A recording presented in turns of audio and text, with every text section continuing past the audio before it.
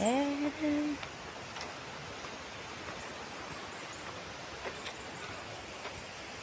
yan.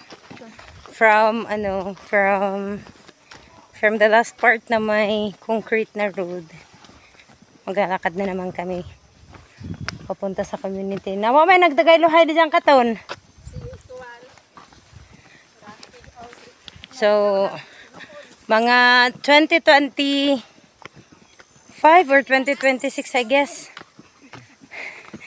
Matapos na yung daan dito. So, highway na talaga. So, hindi na mahihirapan yung mga farmers at mga mga kapwa IP natin na maglakad dito. Kasi pwede na siyang madaanan ng 4 wheels. Start na